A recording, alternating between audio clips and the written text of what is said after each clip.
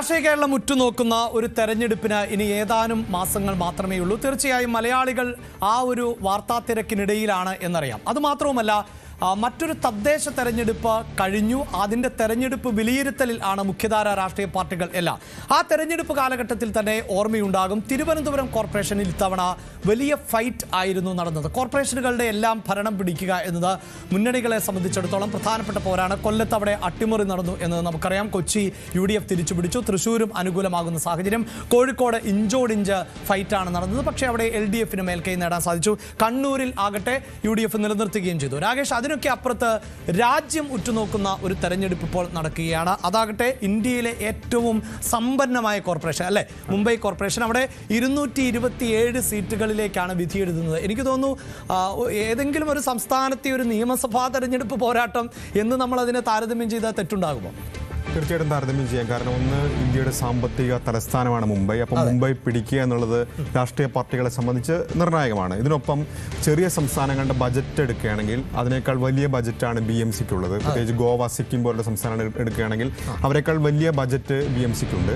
അപ്പോൾ സ്വാഭാവികമായും അവിടെ Mumbai municipal corporation, Mumbai municipal corporation അവിടെ വിജയിക്കുക എന്നുള്ളത് രാഷ്ട്രീയ പാർട്ടികളെ സംബന്ധിച്ച് നിർണായകമാണ്. അത് സാമ്പത്തികമായും രാഷ്ട്രീയമായും അവിടെ മേൽക്കൈ ഉണ്ടാക്കുക, അതിനുവേണ്ടിയുള്ളൊരു പോരാട്ടം തന്നെയാണ് ഇപ്പോൾ മുംബൈയിൽ നടന്നുകൊണ്ടിരിക്കുന്നത്. ഇന്ന് വിധിയെഴുത്താണ്. എന്താണ് മുംബൈ പറയാൻ പോകുന്നത് എന്നുള്ളത് ദേശീയ രാഷ്ട്രീയത്തിലും ഏറെ നിർണായകമാണ്. അവിടെ എനിക്ക് തോന്നുന്നു നമുക്ക് അതിൻ്റെ ഒരു രാഷ്ട്രീയം പറയാം. കാരണം ഇപ്പോൾ തന്നെ നമുക്കറിയാം, മഹാരാഷ്ട്രയിൽ ഉടനീളം ഉണ്ടായിട്ടുള്ള ഒരു രാഷ്ട്രീയ വടംവലികൾ പ്രേക്ഷകർക്ക് ഓർമ്മയുണ്ടാകും. ശിവസേനയെ പിളർത്തുന്ന സാഹചര്യം ഉണ്ടാകുന്നു. ആർക്കും വിശ്വസിക്കാൻ പറ്റാത്ത ഒരു അവിയൽ മുന്നണി മഹാരാഷ്ട്രയിൽ നമ്മൾ ഒരിക്കൽ കണ്ടതാണ്. ഇത്തവണ NDAയും അതോടൊപ്പം തന്നെ ശിവസേന അവിടെ എടുത്തു പറയേണ്ടത് ഏതാണ്ട് 2 പതിറ്റാണ്ടായി ശത്രുതയിൽ നിന്ന് സഹോദരങ്ങൾ ഒന്നിച്ചു അല്ലേ. നമുക്ക് ആ ഡേറ്റകൾ കൂടി, എന്തുകൊണ്ടാണ് ഈ മുംബൈ കോർപ്പറേഷനിലെ തെരഞ്ഞെടുപ്പ്, ബൃഹൻ മുംബൈ മുനിസിപ്പൽ കോർപ്പറേഷനിലെ തെരഞ്ഞെടുപ്പ് പ്രധാനപ്പെട്ടതാകുന്നത് എന്ന ആ കണക്കുകൾ കൂടി ഒന്ന് പ്രേക്ഷകർക്ക് പങ്കുവയ്ക്കാം. അതിൻ്റെ ഡേറ്റകളിലേക്ക് പോകാം. നേരത്തെ പറഞ്ഞ പോലെ തന്നെ രാജ്യത്തെ ഏറ്റവും സമ്പന്നമായ കോർപ്പറേഷൻ. കാരണം ഒരു ബജറ്റ് നോക്കുകയാണെങ്കിൽ ഏതാണ്ട് 74,427 കോടി രൂപ, അതായത് ചെറിയ സംസ്ഥാനങ്ങളെക്കാൾ വലിയ ബജറ്റുള്ള ഒരു കോർപ്പറേഷൻ. അതുകൊണ്ട് തന്നെയാണ് രാജ്യത്തെ ഏറ്റവും സമ്പന്നമായ കോർപ്പറേഷൻ എന്നൊക്കെ പറയുന്നത്. അതുകൊണ്ട് തന്നെയാണ്. ഒപ്പം 227 വാർഡുകൾ അവിടെ ഉണ്ട്. അതിന്റെ ജനവിധിയാണ് നടക്കുന്നത്. അതുകൂടി ഒന്ന് ഓർമ്മിപ്പിക്കേണ്ടത്, അതായത് കേരളത്തിലെ ഏറ്റവും വലിയ കോർപ്പറേഷൻ എന്നത് തിരുവനന്തപുരമാണ്. അവിടെയുള്ളത് 101 ഡിവിഷനുകൾ അല്ലെ. ഇവിടെ ഇതാ ഒരു 227 ഡിവിഷനുകൾ എന്ന് പറയുമ്പോൾ തന്നെ അതിന്റെ ഒരു വലിപ്പം മനസ്സിലാക്കാം. ഒപ്പം ഈ സഖ്യങ്ങളിലേക്ക് പോവുകയാണെങ്കിൽ അവിടെ 2 സഖ്യങ്ങൾ തന്നെയാണ് ഇത്തവണ പ്രധാനമായും ഏറ്റുമുട്ടുന്നത്. ഒന്ന്, ശിവസേന, ഉദ്ധവ് വിഭാഗം നേതൃത്വം നൽകുന്ന ശിവസേന, അതിൽ MNS ഉണ്ട്. ഒപ്പം തന്നെ NCP ഉണ്ട്. അതിൽ തന്നെ അഭിലാഷ്, ഏറ്റവും പ്രധാനപ്പെട്ട കാര്യം MNS അഭിലാഷ് സൂചിപ്പിച്ച നവനിർമ്മാൺ സേന അവർ ഇത്തവണ തിരിച്ചെത്തി എന്നുള്ളതാണ്. കാരണം ബാൽ ഠാക്കറെയുടെ പിൻഗാമി എന്നാണ് രാജ് താക്കറെ ഒരു കാലത്ത് വിശേഷിപ്പിച്ചിരുന്നത്. 2006-ൽ അദ്ദേഹം ശിവസേന നിന്ന് പുറത്തു പോകുന്നു. അങ്ങനെയാണ് MNS രൂപീകരിച്ചിരുന്നത്. ഇത്തവണ അവർ വീണ്ടും ഒന്നിക്കുന്നെന്നാണ് അതിന്റെ ഏറ്റവും വലിയ സവിശേഷത. 163 സീറ്റിൽ ഉദ്ധവ് വിഭാഗം മത്സരിക്കുമ്പോൾ 53 സീറ്റുകളിൽ MNS മത്സരിക്കുകയും ചെയ്യുന്നുണ്ട്. NCP 8 സീറ്റുകളിൽ മത്സരിക്കും. പക്ഷേ മുംബൈ എന്ന് പറയുന്നത് പരമ്പരാഗതമായി അതൊരു ശിവസേനയുടെ വലിയ ആധിപത്യമുള്ള സ്ഥലമാണ്. അവിടെ മറ്റ് കക്ഷികൾക്ക് താരതമ്യേന NCP പോലുള്ള കക്ഷികൾക്ക് താരതമ്യേന ശക്തി കുറവാണ്. അതായത് ഈ മഹാരാഷ്ട്രവാദം എന്ന് പറയുന്ന ഒന്നുണ്ടല്ലോ, മറാത്തവാദം അല്ലെ, ഒരു സ്വത്വബോധമുള്ള ജനങ്ങളാണ് അവിടെ. അതെ, അവർ ഇത്തവണ ഒന്നിക്കാനുള്ള പ്രധാനപ്പെട്ട കാരണം അവരുടെ 2 കൂട്ടരെ നിലനിൽപ്പ്. ഒപ്പം ഈ മറാഠ വോട്ടുകൾ ഭിന്നിക്കാതിരിക്കുക. കാരണം ഏതാണ്ട് BMCയുടെ ഒരു കണക്കെടുത്തു കഴിഞ്ഞാൽ 38% മറാഠ വോട്ടാണ്.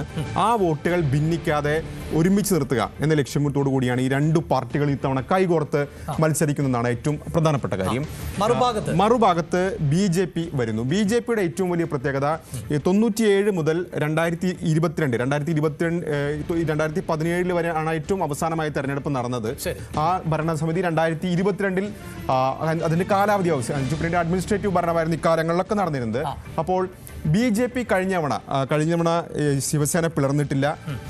അവർ കേന്ദ്രത്തിൽ പങ്കാളിയായിരുന്നു. ഒപ്പം സംസ്ഥാനത്തും ഭരണത്തിന്റെ ഭാഗമായിരുന്നു. ആ ഘട്ടത്തിൽ തന്നെ BMCയിലേക്ക് ഈ രണ്ടു പാർട്ടികളും വെവ്വേറെ മത്സരിക്കുകയാണ് ചെയ്തത്. അപ്പോൾ പോലും ശിവസേന അവരുടെ ആധിപത്യം നിലനിർത്തി. പക്ഷേ 82 സീറ്റുമായി BJP ഒപ്പത്തിനൊപ്പം എത്തുന്ന സാഹചര്യം മഹാരാഷ്ട്രയിൽ ഉണ്ടായിരുന്നു, ബോംബെയിൽ ഉണ്ടായിരുന്നു. അപ്പോൾ അതിൽ നിന്ന് മാറി ഇത്തവണ BJP ശിവസേനയെ അട്ടിമറിക്കുമെന്നാണ് ചോദ്യം. കാരണം ഷിൻഡെ വിഭാഗം എന്ന് പറയുന്ന ഒരു വലിയ വിഭാഗത്തെ ഇതിനോടകം തന്നെ അടർത്തി മാറ്റിയിട്ടുണ്ട് BJP. ഷിൻഡെ വിഭാഗം ഇപ്പോൾ അവരുടെ പ്രധാനപ്പെട്ട സഖ്യകക്ഷിയാണ് NDAയുടെ. ഇപ്പുറത്ത് MNSനെയാണ് ഒപ്പം നിർത്തിയിട്ടുള്ളത്. അപ്പോൾ എന്ത് സംഭവിക്കുമെന്നുള്ള വലിയ കൗതുകം BMCയെ സംബന്ധിച്ചുണ്ട് എന്ന കാര്യത്തിൽ സംശയമില്ല. ഇതാണ് അവിടുത്തെ ഒരു രാഷ്ട്രീയ ചിത്രം എന്ന് പറയുമ്പോൾ ഇനി ഈ തെരഞ്ഞെടുപ്പ് നമുക്കറിയാമല്ലോ, ഈ തദ്ദേശ തെരഞ്ഞെടുപ്പിന് ഏതാണ്ട് സമാനമാകുന്ന ഒരു തെരഞ്ഞെടുപ്പാണല്ലോ രാജേഷേ. അപ്പോൾ ഈ മഹാരാഷ്ട്ര പൊതുവിൽ ചർച്ച ചെയ്യപ്പെടുന്ന ഒരു രാഷ്ട്രീയം, അതിൻ്റെ ഒരു പ്രതിഫലനം തന്നെയാണോ ഇവിടെയും ഉണ്ടാകാൻ കാരണം? അതായത് ഇപ്പോൾ നമ്മുടെ നാട്ടിലെ തെരഞ്ഞെടുപ്പ് വിലയിരുത്തുമ്പോൾ പലപ്പോഴും രാഷ്ട്രീയത്തിനൊക്കെ അപ്പുറത്ത് തദ്ദേശ തെരഞ്ഞെടുപ്പിൻ്റെ ഒരു ഫലം കാണാം. പക്ഷേ തിരുവനന്തപുരം പോലെയുള്ള ഒരു കോർപ്പറേഷനിൽ അതായിരുന്നില്ല നമ്മൾ കണ്ടത്. അതായത് പ്രമുഖരെ അടക്കം രംഗത്തിറക്കുന്നു. ഇപ്പോൾ BJP ആകട്ടെ, VV രാജേഷിൻ്റെ പേരോ ശ്രീലേഖയുടെയോ ഒക്കെ ഉണ്ട്, മറുഭാഗത്ത് ശബരിനാഥിനെ പോലെയുള്ളവരുണ്ട്. അങ്ങനെയൊക്കെ കരുത്തരെ ഇറക്കുന്നു. അങ്ങനെ ഒരു ചിത്രമാണോ? എന്താണ് ഈ കോർപ്പറേഷൻ്റെ ഒരു മത്സര ചിത്രം? അതായത് രാഷ്ട്രീയമാണോ അവിടെ ചർച്ച ചെയ്യപ്പെടുന്നത്?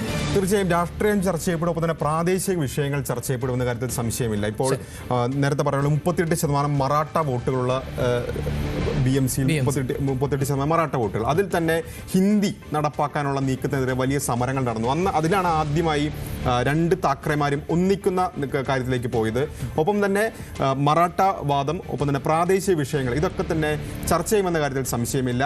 ഇനി അറിയേണ്ട ഒരു പ്രധാനപ്പെട്ട വിഷയം തീർച്ചയായും അത് എന്തായിരിക്കും ഈ വോട്ടിംഗ് പാറ്റേൺ എന്നുള്ള കാര്യത്തിൽ നിർണായകമാണ്. കാരണം ഈ കഴിഞ്ഞ രണ്ട് തെരഞ്ഞെടുപ്പുകൾ എന്ന് പറഞ്ഞു കഴിഞ്ഞാൽ ലോക്സഭാ തെരഞ്ഞെടുപ്പ് കഴിയുന്ന ഘട്ടത്തിലാണ് മഹാരാഷ്ട്രയിൽ ഇത്തരത്തിൽ നിയമസഭാ തെരഞ്ഞെടുപ്പ് നടക്കുന്നത്. ലോക്സഭാ തെരഞ്ഞെടുപ്പ് നോക്കുകയാണെങ്കിൽ വലിയ മുന്നേറ്റം ഇവർ ഇന്ത്യ സഖ്യം എന്ന് പറയുന്ന ശിവസേന കൂടി, ഉദ്ധവ് വിഭാഗം കൂടി ഭാഗമായി അവർ ഉണ്ടാക്കിയിട്ടുണ്ട്. കാരണം 48-ൽ 30 സീറ്റ് മഹാരാഷ്ട്രയിൽ വിജയിച്ചു. അതിൽ തന്നെ മുംബൈയിൽ വരുന്ന 6 സീറ്റിൽ ഭൂരിപക്ഷവും ജയിച്ചത് ഉദ്ധവ് വിഭാഗവും ഒപ്പം തന്നെ ഇന്ത്യ സഖ്യവുമാണ്. പക്ഷെ തൊട്ടു പിന്നാലെ ഏതാണ്ട് 6 മാസത്തിനുള്ളിലാണ് നിയമസഭാ തെരഞ്ഞെടുപ്പ് നടന്നത്. ആ തെരഞ്ഞെടുപ്പിൽ വലിയ വിജയം BJP നയിക്കുന്ന NDA നേടുന്നതാണ് കണ്ടത്. അതിൽ തന്നെ മുംബൈയിൽ 36 നിയമസഭാ സീറ്റുണ്ട് ഈ BMC പരിധിയിൽ. അതിൽ ഏതാണ്ട് 22-23 സീറ്റുകൾ വിജയിച്ചത് NDA ആയിരുന്നു. അപ്പോൾ ഈ രണ്ട് തെരഞ്ഞെടുപ്പിലും വ്യത്യസ്തമായ വോട്ടിംഗ് ആണ് അവിടെ നടന്നിട്ടുള്ളത്. അപ്പോൾ ഏത് രീതിയിലായിരിക്കും ഇത്തവണ BMCയിലേക്ക് മുംബൈക്കാർ വോട്ട് ചെയ്യുക എന്നുള്ളത് ഏറ്റവും നിർണായകമായ കാര്യം. എന്തായാലും അതായത് കേരളത്തെ സംബന്ധിച്ചിടത്തോളം ഒരു തെരഞ്ഞെടുപ്പിന് ശേഷം അടുത്ത തെരഞ്ഞെടുപ്പിലേക്ക് പോകുന്ന ഒരു പശ്ചാത്തലമുണ്ട്. തീർച്ചയായും ആ നിലയിൽ ദേശീയ രാഷ്ട്രീയത്തിലും പ്രതിഫലിക്കാൻ പോകുന്ന ഒരു തെരഞ്ഞെടുപ്പ് ഫലമായിരിക്കില്ലേ വരാൻ പോകുന്നത്? ഒപ്പം BJPയെ സംബന്ധിച്ചിടത്തോളം മഹാരാഷ്ട്ര പോലുള്ള ഒരു മണ്ണിലേക്ക് ഈ സൂചിപ്പിക്കുന്ന പോലെ ഇപ്പോൾ തമിഴ്നാട്, അവിടെ ഒരു ദ്രാവിഡ സംസ്കാരമുണ്ട്. അവിടേക്ക് ആഴത്തിലെത്തുക എന്നത് BJPക്ക് മല്ലാണ്.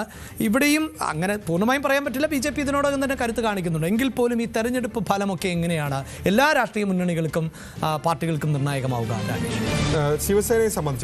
ശിവസേനയെ സംബന്ധിച്ച് അത് അവരുടെ നിലനിൽപ്പിന്റെ പോരാട്ടമാണ്. കാരണം 97 മുതൽ 2022 വരെ അവരാണ് കോർപ്പറേഷൻ ഭരിച്ചത്, BMC ഭരിച്ചത്. അപ്പോൾ അതിലൊരു പ്രസ്റ്റീജ് ഇഷ്യൂ ആണ്. അത് നിലനിർത്താൻ കഴിയുമെന്ന ചോദ്യം അവശേഷിക്കുന്നുണ്ട്. ഷിൻഡെ വിഭാഗത്തെ സംബന്ധിച്ച് അവർക്ക് എന്ത് കിട്ടിയാലും നേട്ടമാണ്. കാരണം ഷിൻഡെയുടെ യഥാർത്ഥത്തിൽ ഷിൻഡെയുടെ ശക്തി കേന്ദ്രം താനെയാണ്. അപ്പോൾ മുംബൈയിൽ BJPയുടെ അല്ലെങ്കിൽ NDAയുടെ വിജയത്തിൽ ഒരു വലിയ ഭാഗമാകാൻ കഴിഞ്ഞാൽ ഷിൻഡെ വിഭാഗത്തിന് ഞങ്ങളാണ് യഥാർത്ഥ ശിവസേന എന്ന് സ്ഥാപിക്കാൻ ഒരിക്കൽ കൂടി അവസരം ലഭിക്കുകയാണ്. കാരണം നിയമസഭാ തെരഞ്ഞെടുപ്പിൽ ഞങ്ങളാണ് യഥാർത്ഥ ശിവസേന എന്ന് അവർ സ്ഥാപിച്ചതാണ്. ലോക്സഭാ തെരഞ്ഞെടുപ്പിൽ വ്യത്യസ്തമായിരുന്നു സാഹചര്യം.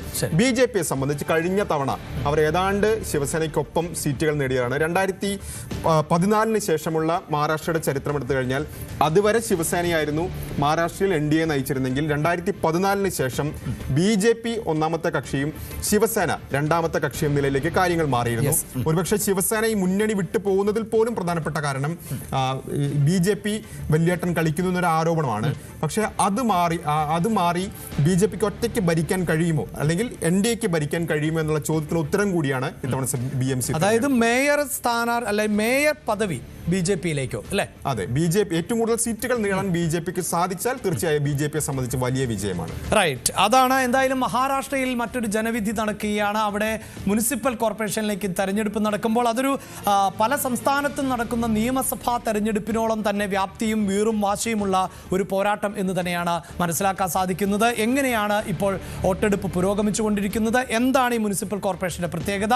അതോടൊപ്പം ദേശീയ രാഷ്ട്രീയത്തിലടക്കം എന്തുകൊണ്ട് ഈ പോരാട്ടം വളരെ പ്രധാനപ്പെട്ടതായി മാറുന്നു? ആ വിശദാംശങ്ങളാണ് ER രാഗേഷ് നൽകിയത്.